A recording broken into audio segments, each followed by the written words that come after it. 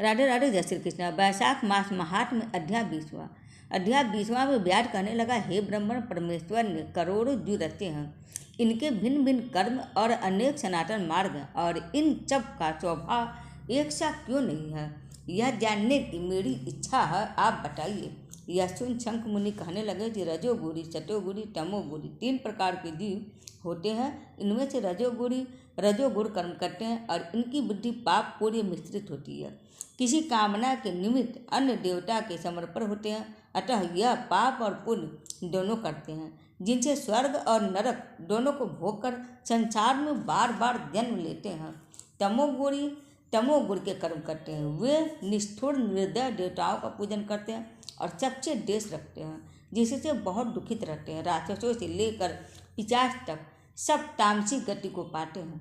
सतोगुण कर्म करते हैं। ये धर्मशील, दयावान, श्रद्धावान, पराई निंदा न करने वाले तथा कामना रहित होते हैं, जिससे ऊर्ध्व लोक को जाते हैं। संसार में कभी कभी इन गुणों में विषमता भी हो जाती है। इसी कारण से ऊंचे नीचे कर्म करने से सुख दुख अभाव पाते हैं और प्रकृति का कभी नाश नहीं होता। अपने अपने गुणों से कर्मों के फल भोगते पड़ते हैं।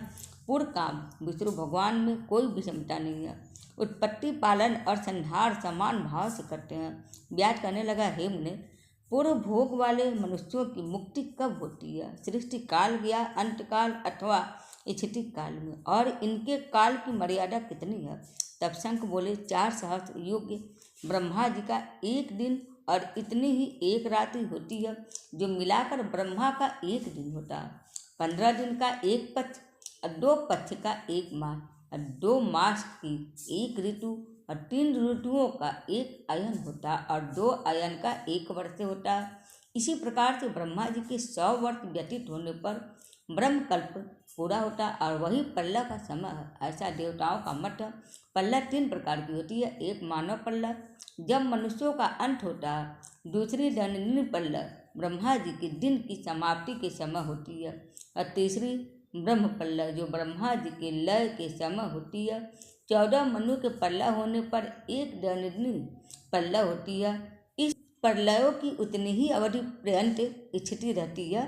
मनवंतर प्रलय में भू भुवा स्वः तीनों लोकों का लय होकर चेतन जीवों का ही नाश होता, लोकों के स्वरूप का नहीं। केवल उन लोकों में पूर्वत जल पलायन हो जाता है।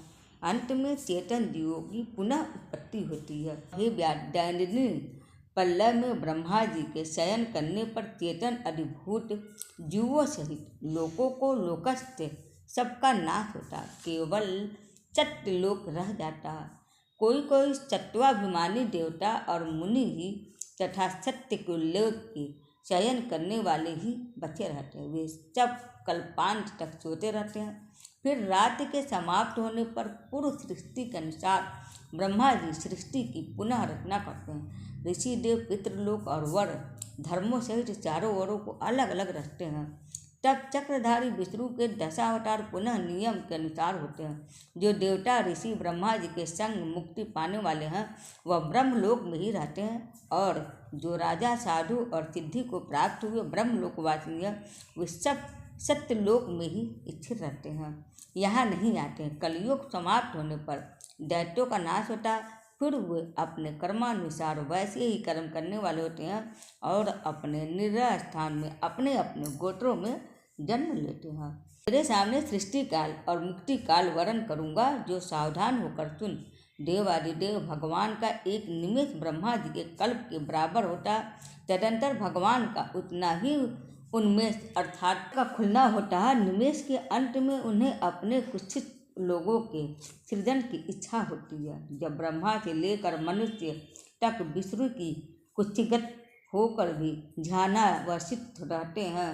उनमें के प्रथम भाग में चतुर्व्यूहात्मक विभु साधुगुण होकर व्यूह में स्थित वासुदेव से ब्रह्मा को सायुज्य मुक्ति देकर महाविभु तत्पश्चात महात्माओं को तत्वज्ञान रूपी सारुथ से मुक्ति देते हैं। किसी को समीप मुक्ति देते हैं तथा अन्य मनुष्यों को चालोक मुक्ति देकर अनिरुद्ध रूप से संपूर्ण स्थिति लोकों को अवलोकन करते हैं। प्रद्युम्न के सृष्टि के रचने का विचार करके माया, दया, कृति और शांति आदि शक्ति से युक्त महाविष्णु भगवान भिन्न कर्म और आश्चर्य लोक की रचना करते हुए स्वयं पूर्व काल नेत्र खोलने के अंत में फिर विष्णु भगवान जी योग माया का आश्रय लेते हैं, बहुक्ष शंकर के चराचर नाश करते हैं। यह सब उस महात्मा का अवर्णनीय काम है।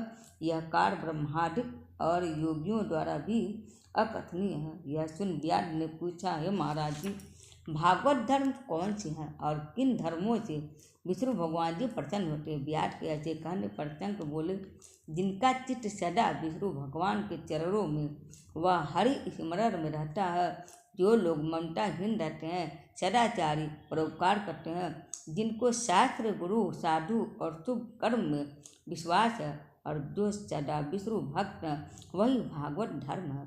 सब देशों में घूमना, सब कर्मों को करना और धर्मों को सुनना, परंतु चित्त को विषयों में रखने वाले कुछ भी नहीं कर सकते। कामना रहित होकर श्रद्धापूर्वक जो विष्णु संबंधी धर्म किए जाते हैं, वही भागवत धर्म है। इस लोक में और परलोक में सुख देने वाले क्षीर सागर में लक्ष्मी जी को भगवान ने वैशाखोट धर्म बतलाए हैं, जो विष्णु भगवान जी को प्रसन्न करते हैं। धन पाकर बावड़ी, कुआं, सरोवर बनवाना, मार्ग में छाया करना, प्याऊ बनवाना, सुपात्रों को दान करना, छतरी, जूता, खड़ाऊं, सुगंधित द्रव्य, कपूर, पुष्प, तांबुल, गोरस, शहद, चटाई, कंबल, पलंग, वस्त्र, अन्न का दान और गौदान, रास्ते के थके हुए ब्राह्मणों आदि के चरण धोना, पंखा से हवा करना, उपटना करना, शरबत पिलाना, नमक मिली छाछ, ईख, ककड़ी तथा रसायन का दान संपूर्ण पापों को नाश करने वाले हैं। पितृस्वरों को तर्पण करें, तेल उपटन छोड़ दें, कांसे की पात्र में भोजन न करें और निश्चित भोजन और व्यर्थ विवाद न करें। लौकी, गाजर, तरोई, चौलाई, बैगन, मसूर, मूली, गूलर, बेलफल, लिहसोरा का सेवन वैशाख में भूल कर भी न करें, नहीं तो चांडाल की योनि में जन्म लेकर 100 जन्मे तक पशु बनेगा। मधुसूदन भगवान की प्रसन्नता के लिए प्रातःकाल स्नान कर, विष्णु भगवान जी की प्रतिमा बनवा, वस्त्र आभूषणों से सुसज्जित कर, नित्य कर्म करके पूजन करें और वैशाख महात्म की कथा मन लगाकर सुने तथा ब्राह्मणों को भोजन करा दक्षिणा सहित प्रतिमा ब्राह्मण को अर्पण करें। फिर वैशाख की द्वादशी को दही और अन्न दान, जल का घड़ा, तांबुल, फल और दक्षिणा योग ब्राह्मण को दें और धर्मराज को प्रसन्न करने के लिए दही और अन्न, तांबुल, दक्षिणा दान करें। पहले दही और अन्न से पितृस्वरों की तृप्ति को अक्षत दें, फिर गुरु और विष्णु को दें और यथाशक्ति गोदान कर वैकुंठ प्राप्ति के निमित्त विष्णु भगवान जी से प्रार्थना करें। ऐसा करने से सब पापों से छूटकर अपने 100 कुलों को उद्धार कर सूर्य मंडल को वेद विष्णु के परम धाम को जाता है। जब श्रुतदेव जी वैशाख मास के धर्मों की कथा कह रहे थे तो इतने में ही वहाँ पंचशाखी वृक्ष पृथ्वी पर गिर पड़ा और उस वृक्ष की कोटरी में से एक बड़ा भयंकर सर्प तत्काल पाप रूपी देह का त्याग करके हाथ जोड़ सिर झुकाकर वहाँ बैठ गया। वैशाख मास महात्म्य अध्याय 20वां यहीं पर संपूर्ण होता है।